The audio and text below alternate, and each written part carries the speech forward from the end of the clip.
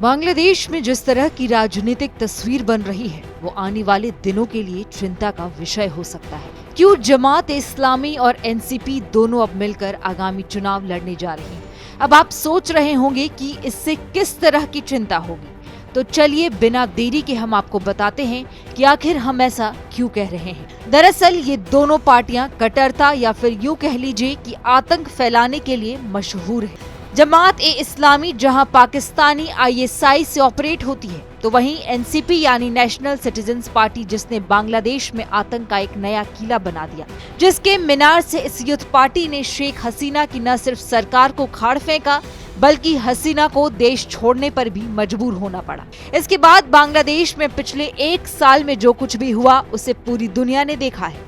किस तरह ढाका की सड़कों पर हिंदुओं को टारगेट किया गया, उनकी बेरहमी से हत्या की गई, हिंदू मंदिरों को निशाना बनाया गया। ऐसे में अगर ये दोनों पार्टियां मिलकर चुनाव लड़ती हैं और बांग्लादेश की सत्ता में आती हैं, तो बांग्लादेश पूरी तरह से इस्लामिक कट्टरता और अल्पसंख्यकों के लिए एक काल की समापन हो जाएंगी, क्योंकि ये दोनों पार्टियां भारत के लिए जहर का काम करती हैं। इसके कुछ उदाहरण हाल की घटनाओं से हम आपको दे रहे हैं। अभी कुछ दिन पहले भारत को पूर्वोत्तर की राज्यों से जोड़ने वाले चिकन नेक पर एनसीपी लीडर हसनत अब्दुल्ला ने कहा था,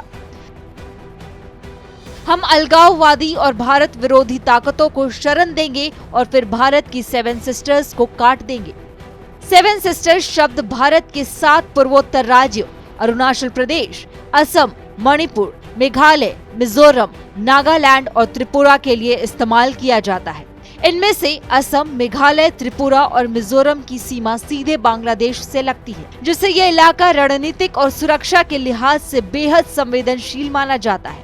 एनसीपी की शुरुआत इसी साल की गई थी और इस पार्टी का गठन उन छात्र नेताओं ने किया था। कुल मिलाकर बांग्लादेश की राजनीति निर्णायक मोड़ पर है। 17 साल का निर्वासन खत्म कर तारिक रहमान की वतन वापसी हो चुकी है। शेख हसीना की अवामी लीग सरकार के पतन के बाद फरवरी में होने वाले आम चुनाव से पहले बीएनपी सबसे बड़ी दावेदार बनकर उभरी है। बीएनपी की सरकार बनती है तो बांग्लादेश को भारत के साथ अच्छे संबंध बनाने होंगे। बीएनपी के साथ भारत के कभी भी संबंध मधुर नहीं रहे। हालांकि भारत के लिए राहत भरी बात यह है कि तारिक रहमान बांग्लादेश फर्स्ट की बात कर रहे हैं।